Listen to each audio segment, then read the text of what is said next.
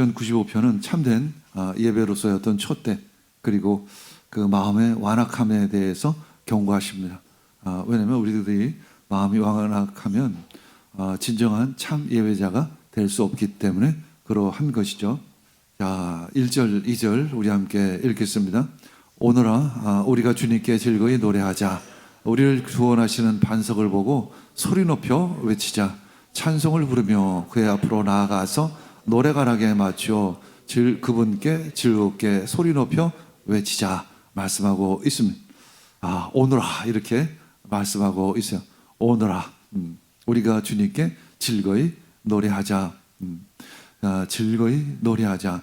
우리가 성령 안에서 터져나오는 그런 기쁨으로 노래하고 찬양하자. 예배는 그래서 천국잔치예요. 여러분들은 천국잔치에 초대받아서 달려온 것입니다. 구원하시는 반석, 그분의 이름으로 영적 전쟁을 선포하는 거예요. 우리 거리에서 찬양하는 의미는 바로 영적 전쟁을 선포하는 것입니다. 예수 그리스도를 선포하는 거예요. 어두운 세상에 예수 그리스도를 알지 못하는, 진리를 알지 못하는 타락하고 있는 세상 가운데 예수 그리스도를 선포하는 것입니다. 찬양으로 소리 높여 올려드리는 것입니다. 그래서 보이지 않는 그 하나님의 능력이, 권능이 이 땅을 점령하기 시작을 하는 것입니다. 이 땅을 다스리시는 것입니다. 그래서 성령 안에서 나오는 영적 전쟁의 선포, 그리고 우리는 승리의 함성을 소리 높여 외치는 것이죠. 그것이 바로 찬양이요, 그것이 바로 예배인 것입니다. 소리 높여 외치기를 원합니다. 그 앞으로 나아가자. 그 주의 임재 앞으로 나아가는 것이죠. 전진하는 것입니다. 달려가는 거예요. 갈망하는 것이죠. 그것이 바로 예배인 거예요. 여러분들, 예배는 점잖지가 않아요. 달려가시고 소리치는 것이고 춤추는 것입니다. 달려가시기를 원합니다. 주의 임재 가운데 주의 보좌 앞으로 달려가시기를 원합니다. 마음에 갈망하는 마음으로 달려가시기를 원합니다. 그리고 노래가락에 맞춰서, 이 노래가락에 맞춘다는 것은 온 몸과 온 뜻과 모든 것으로 하나님을 노래한다라는 그런 의미를 가지고 있어요. 그분께 즐겁게 소리 높여 외치자. 그분께 즐겁게 소리 높여 함성을 부르자라는 것입니다. 이것이 바로 예배예요. 이것이 예배 태도이고 예배 모습인 것입니다. 3절 읽겠습니다. 왜 우리가 그렇다면 예배 드려야 할까? 그 이유에 대해서 이야기하고 있습니다. 읽겠습니다. 주님은 크신 하나님이시오 모든 신들 위에 뛰어나신 왕이시기 때문에 우리는 그분을 찬양하고 예배하고 있는 거예요. 여러분들 그런 믿음이 있으시죠? 크신 하나님, 크신 하나님, 이 영적 전쟁의 근거가 돼요. 우리는 크신 하나님을 믿기 때문에 이 세상 신들, 거짓 신들 앞에 우리는 담대히 나아갈 수 있는 것이죠. 그리고 전쟁을 선포할 수 있는 근거가 되어집니다. 왜냐하면 우리 등 뒤에는 예수 그리스도 그 능력, 그분이 함께 하시기 때문에 그러한 것입니다. 모든 신들 위에 뛰어나신 왕이시다. 모든 신들보다 모든 엘로힘 위에 계신 그 하나님, 뛰어나신 왕이시다. 위에라는 단어예요. 위에, 뛰어나신, 높으신 하나님이십니다. 무엇보다도 이 세상의 거짓 신들보다 높으신 그 하나님이라는 거예요. 4, 5절 읽겠습니다. 땅의 깊은 곳도 그 손 안에 있고 산의 높은 꼭대기도 그의 것이다. 바다도 그의 것이며 그가 지으신 것이다. 마른 땅도 그가 손으로 빚으신 것이다. 그렇다면 왜 만몬, 인간보다도 더 뛰어나신 하나님이실까? 모든 고대 신들보다도 뛰어나신 그 하나님이라고 선포하며 그분을 예배할까? 그 이유에서 나오는 것이죠. 땅의 깊은 곳도 그 손 안에 있다는 거예요. 땅속 깊은 곳에 무엇이 있는지 모르는데 하나님께서 그 모든 것을 만드셨다는 것이죠. 산의 높은 꼭대기, 당시의 고대에서는 산 꼭대기에서 우상을 숭배했죠. 그 산 꼭대기도 하나님의 것이다. 그리고 바다는 인간이 다스릴 수 없는 영역이라고 과거에는 생각했죠. 물론 지금도 그러하죠. 받아도 그의 것이다라는 것이면, 요즘에 호르무즈 해협 하나 때문에 온 그 세계가 떨고 있습니다. 경제가 무너져가고 있어요. 그만큼 인간에 쌓은 모든 것들은 약하다라는 거예요. 마치 바벨탑처럼 모래성처럼 아주 약한 것이 인간사인 것이며, 받아도 하나님의 것이며, 그가 지으신 것이죠. 마른 땅도 그가 손으로 빚으신 것입니다. 하나님께서 손으로 빚어 주셨습니다. 마치 도예가가 도자기를 굽듯이 만들듯이 아주 세밀하게 조각해서 만드셨다라는 그 의미를 가지고 있습니다. 여기서 우리 창세기 2장 7절의 말씀이 연상이 되죠. 창세기 1장 3절 읽겠습니다. 하나님이 말씀하시기를 빛이 생겨라 하시니 빛이 생겼어요. 빛이 생겨라 하시니 빛이 생겼습니다. 마치 우리가 어두운 작업실에 들어갈 때 불을 켜면 순간 어둠이 사라지고 빛이 임하는 것처럼 하나님께서 스위치를 올리신 거예요. 그러니까 온 우주가 온 지구가 온 지구에 빛이 비치기 시작을 하는 것입니다. 그 처음에는 아무것도 없었습니다. 빛도 없었어요. 땅도 없었습니다. 바다도 없었어요.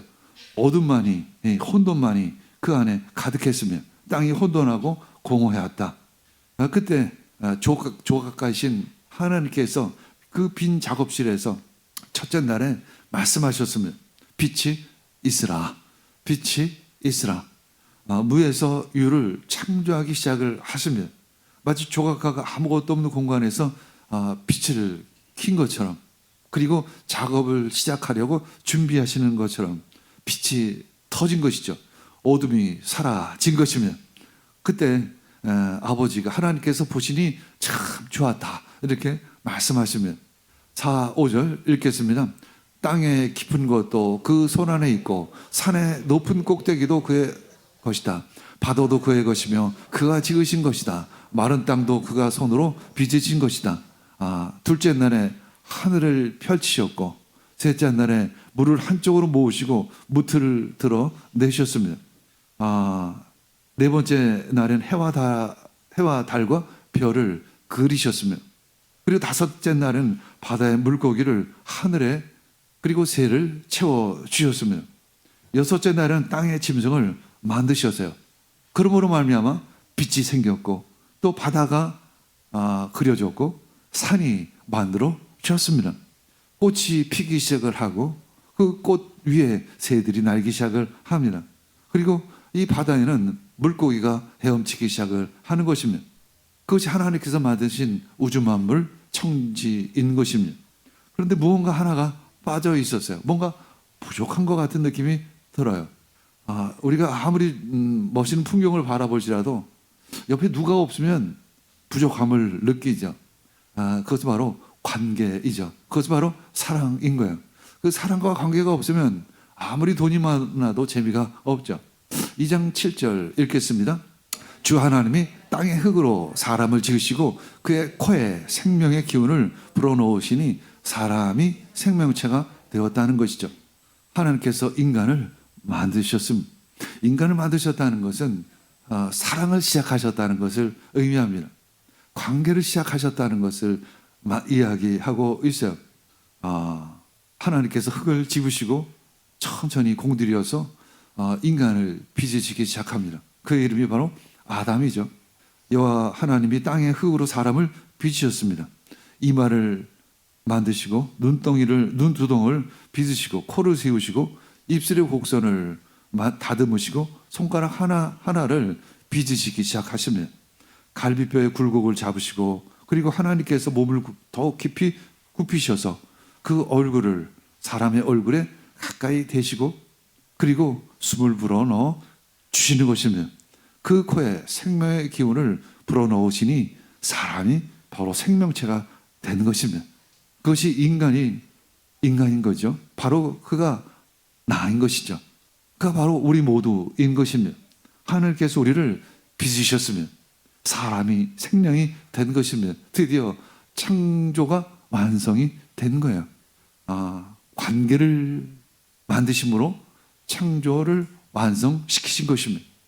요한계시록 4장 11절, 우리가 그래서 찬양할 이유, 예배드리는 이유가 거기에 있는 거예요. 읽겠습니다. 우리의 주님이신 하나님, 주님은 영광과 존귀와 권능을 받으시기에 합당하신 분이십니다. 주님께서 만물을 창조하셨으며 만물은 주님의 뜻을 따라 생겨나고 또 창조되었기 때문입니다 하고 외쳤습니다. 왜 우리는 그분을 예배해야 하는가? 하나님께서 나를 빚으셨기에 우린 그분을 예배하는 것입니다. 우리의 삶은 도대체 무엇이 되어야 할 것인가? 바로 예배인 거예요. 그럼 우리가 죽어서 천국에 가면 도대체 무엇할까? 예배인 것이죠.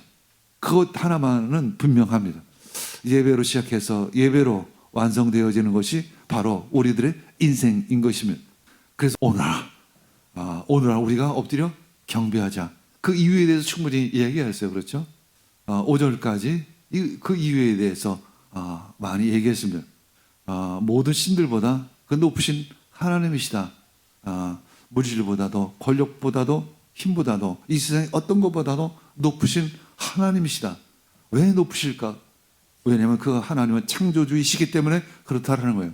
우주 만물을 다 만드신 것이다. 산도 빚으시고 바다도 그려주시고 또 들풀도 새도 또 물고기도 또 짐승들도 빚어주신 분이 하나님이시기 때문에 우리들에게 선포합니다. 오너라. 그래서 예배는 선포의 의미가 있어요. 이 세상을 향해 선포합니다. 오너라. 오너라 우리가 엎드려 경배하자. 오너라 지금 이 순간 함께의 의미를 또 함께 담고 있어요. 지금 이 순간 함께 하자라는 것이죠. 그것이 바로 오너라 안에 담겨있는 의미인 거예요.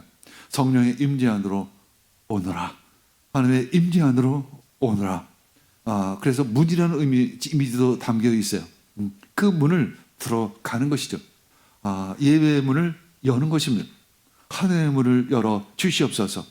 그 하늘의 문을 열고 우리는 참 안식을 그 안에서 경험하게 되는 것입니다. 우리가 엎드려 경배하자. 얼굴을 땅에 대고 엎드리자라는 것은 영적인 항복 선언을 하는 것입니다. 내가 항복합니다. 내 의지를 꺾습니다. 내 무릎을 꺾습니다. 그것이 바로 예배인 거예요. 우리를 지으신 주님 앞에 무릎을 꿇자. 우리를 지으신, 우리를 만드신 분. 그것은 뒤집어서 얘기하면 나는 피조물이라는 거예요. 나는 빚어진 자라는 거예요. 이 빚어진 자라는 것은 두 가지 의미를 가지고 있어요. 대단하다는 의미와 함께 또 다른 의미는 별 볼 일 없다라는 의미도 가지고 있어요. 하나님이 우리를 빚으셨다라는 의미에서는 대단하죠. 그러나 하나님 앞에서는 별 볼 일 없는 거예요.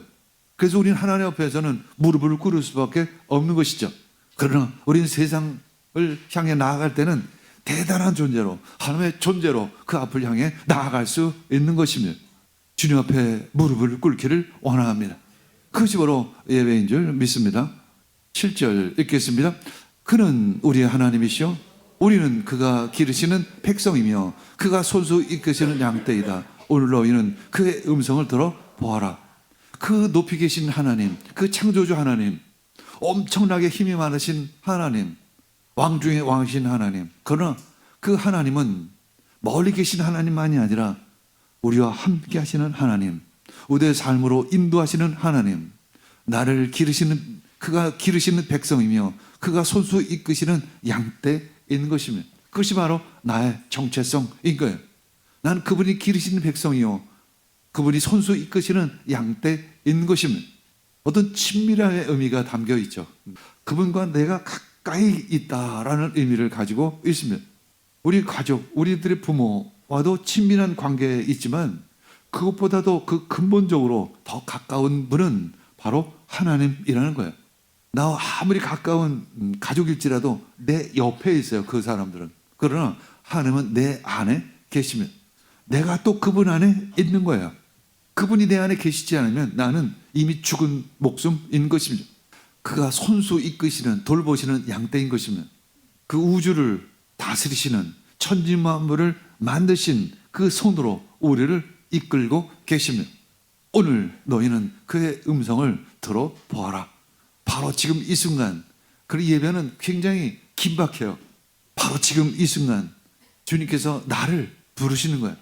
이 관계라는 것 자체가 지금이죠. 오늘인 거예요. 언젠가라고 한다면 그것은 바로 먼 사람을 얘기하고 있죠. 오늘 바로 이 시간 그 사람이 나와 함께 있는 것이면 그것이 바로 사랑인 것이죠. 그 지금으로부터 시작된 사랑이 영원까지 함께하는 것이 진정한 의미의 사랑이요 예배인 것이죠. 오늘 너희는 그의 음성을 들어보아라. 오늘 그 음성을 듣기를 원합니다. 그분의 음성을 들으시기를 원합니다. 그 임재 가운데 들어갈 때 우리는 그분의 음성이 들리기 시작을 하죠. 오늘 그의 음성을 듣거든, 개역개정판은 듣거든 이렇게 나와요. 오늘 지금 이 순간 이 예배 자리에서 들으시기를 원합니다. 만약에라는 단어가 들어가 있는데 원어에는 만약 한다면 이것은 어떤 간절한 권유의 의미가 있어요. 좀 그랬으면 참 좋겠는데 한마디로 뒤집어서 얘기하면 내가 자주 하나님의 음성을 놓칠 때가 있다는 것이죠. 너희들이 참 하나님의 음성을 들었으면 참 좋겠다. 우리 아이들에게 그런 얘기하죠. 네가 그 예배 가운데 하나님의 말씀, 하나님의 음성을 들었으면 참 좋겠는데 그의 음성을, 이것은 듣는 정도가 아니라 음성 안으로 들어가는 이미지를 가지고 있어요. 하나님의 음성 안으로 들어가시기를 원합니다. 하나님의 말씀 안으로 들어가시기를 원합니다. 듣거든, 듣고 순종하다. 이 히브리어에서 청종과 순종은 같은 동일한 단어예요. 하나님의 음성을 듣는 것과 순종하는 것, 행하는 것은 동일한 단어예요. 가끔 우리는 믿음과 행함을 별도로 생각해요. 그러나 믿음 안에 행함은 함께 있는 단어이죠. 행함 없이 어떻게 믿음을 증거할 수 있을까요? 행함과 믿음은 같은 단어이죠. 청종과 순종은 함께하는 단어인 것입니다. 그래서 예배는 어제 하나님을 추억하는 시간이 아니에요. 과거에 그 신화적인 그 하나님께서 그때 그 일을 하셨다가 아니라 지금 역사하시는 하나님, 오늘 그 하나님을 만나시기를 원합니다. 그래서 기도는 하나님께 말하는 것이고 예배는 하나님의 말씀하시는 것을 조용히 듣는 시간. 그래서 삶 가운데 예배가 열려지기를 원합니다. 그리고 예배는 교회에 나와서 예배당에서 예배 시간에 하나님의 음성을 듣고 삶 가운데 예배를 통해서 행함으로 예배를 드리는 것이죠. 그것이 바로 예배인 것입니다. 오늘 그의 음성을 들으시기를 원합니다.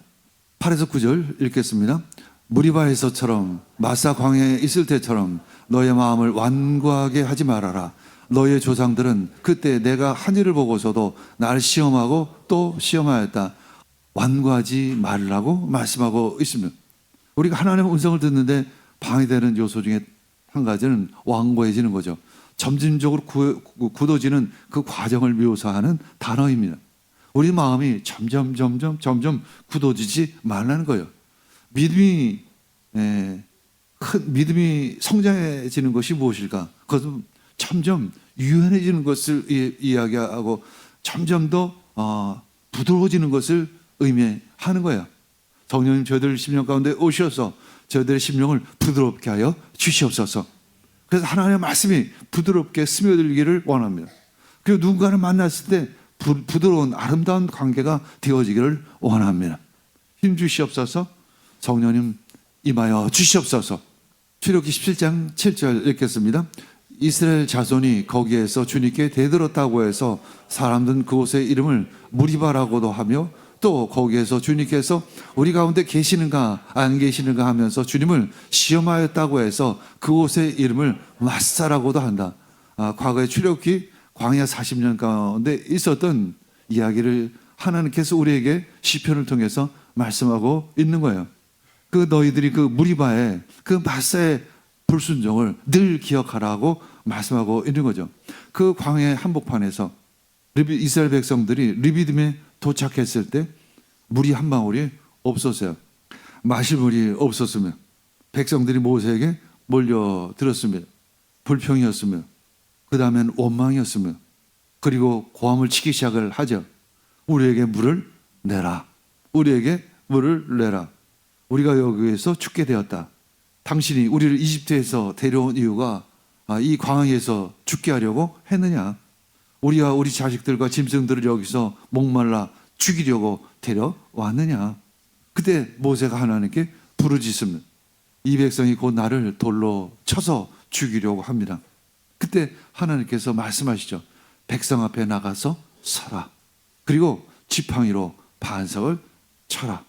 그때 모세가 반석을 칩니다. 반석에서 물이 터져 흐르기 시작합니다. 백성들이 마시고 짐승도 마셨습니다. 그리고 하나님께서 그 땅에 이름을 붙여 주셨습니다. 기적을 보고도 왜 의심을 하는가? 그래서 그 지역을 마사라고 이름 지어 주신 것이며, 하나님께서 주님께 우리 가운데 계시는가 안 계시는가 하면서 주님을 시험하였다고 해서 그 지역의 이름을 마사라고 부른 거예요. 가끔 우리는 그런 불신앙에 빠질 때가 있어요. 하나님이 진짜 계시는가? 하나님이 안 계시는가? 아리까리해요. 하나님은 계십니다. 우리 여러 가지 증거를 보았습니다. 하나님은 살아 역사하십니다. 하나님을 시험하지 않으시기를 원합니다. 내가 고백을 해요. 하나님이 계시는가 안 계시는가? 이것이 바로 하나님을 시험하는 순간이에요. 그때 하나님께서 우리에게 말씀하죠. 네가 있는 장소가 바로 마사이구나. 10절에서 11절 읽겠습니다. 40년이 지나면서 나는 그 세대를 보고 실증이 나서 그들은 마음이 빈당한 백성이요 나의 길을 깨닫지 못하는 자로구나. 근데 결론은 뭐냐면 하나님 입장에서 결론은 너무 말을 안 듣는다는 거죠. 사실은 그 40년 광야 시대를 돌아보면 진짜 말 안 듣는 이스라엘 백성들. 그래서 그들은 나의 안식에 들어오지 못할 것이다 하고 맹세까지 한 것입니다. 안식. 그래서 그들은 안식에 들어오지를 못한 거예요. 지금도 안식에 들어오지 못했죠. 안식에 세 가지 의미가 있습니다. 첫 번째는 가나안 땅이요. 가나안 땅, 적과 꿀이 흐르는 가나안 땅을 점령하면 그 안에서 내가 안식을 주리라. 그래서 여호수아서 21장 44절 읽겠습니다. 주님께서는 그들의 조상에게 맹세하신 대로 사방의 평화를 주셨습니다. 여호수아서 이제 거의 끝장이죠. 끝장에서는 여호수아를 통해서 말씀하시기를 이 적과 꿀이 흐르는 가나안 땅에 평화를 주신 거예요. 그러나 그 평화는 잠시 평화인 것입니다. 왜 잠시 평화일까? 그것은 이스라엘 백성들의 문제였던 거예요. 그들이 하나님을 온전히 섬기지를 않았던 거예요. 온전히 순종하지를 않았던 거예요. 그래서 잠시 평화가 임했다가 이내 그 안에 평화가 사라진 것입니다. 그래서 지금은 그 가나안 땅은 하나의 상징적인 의미이죠. 모형인 거예요. 그림자와 같아요. 진정한 안식처의 그림자인 것입니다. 진정한 안식은 어디에 있을까? 바로 하나님의 임재 안에 안식이 있는 것입니다. 이것은 장소를 초월하는 공간이죠. 하나님의 임재 안에 참 평화가 있습니다. 돈에 많고 적음과 관계없이 내가 어느 자리에 있는 것과 관계없이 어느 시간 속에 있는 것과 관계없이 우리가 하나님의 임재 안에 있을 때 진정한 안식을 누릴 수 있는 거예요. 히브리서 10장 19절 읽겠습니다. 그러므로 형제자매 여러분, 우리 예수의 피를 힘입어서 담대하게 지성소에 들어가게 되었습니다. 예수 그리스도의 그 십자가로 말미암아 담대하게 지성소 하나님의 임재 안으로 들어갈 수 있게 되었다라는 것입니다. 오직 믿음인 거예요. 믿음으로 안식을 누리시기를 원합니다. 여러분들 진정 참 안식을 누리고 계십니다. 예수 그리스도의 피에 힘입으시기를 원합니다. 예수 그리스도의 피로 죄 씻음 받으시기를 원합니다. 우리는 구원받은 백성으로 참 안식을 누리시기를 원합니다. 세 번째 의미는 하나님의 나라예요. 우린 하나님의 나라를 소망하고 있죠. 그래서 히브리서 4장 8에서 9절 읽겠습니다. 시작. 여호수아가 그러니 하나님의 백성에게는 안식하는 일이 아직 남아 있습니다. 여호수아서 21장 44절에 평화를 주셨는데 안식을 주셨는데 그것은 완전한 안식이 아니었다는 거예요. 그래서 하나님께서는 그 뒤에 다른 날이 있으리라는 것을 말씀하지 않았을 것입니다. 그러니 하나님의 백성에게는 안식하는 일이 아직 남아 있어요. 누구를 통해서? 우리는 예수 그리스도를 통해서 진정한 안식을 누리게 됩니다. 누가복음 22장 42절 읽겠습니다. 아버지, 만약 아버지의 뜻이면 내게서 이 잔을 거두어 주십시오. 그러나 내 뜻대로 되게 하지 마시고 아버지의 뜻대로 되게 하여 주십시오. 무릎을 꺾기를 원하며 그때 하나님의 뜻이, 아버지의 뜻이 내 가운데 임하게 되고, 그리고 참 예배자가 되고, 참 예배는 하나님의 임재 안에 들어가는 것이 되고, 하나님의 임재 안에 참 안식이 있는 것이죠. 예수님께서 겟세마네 동산에서 십자가를 앞두고 그렇게 기도하신 것이죠.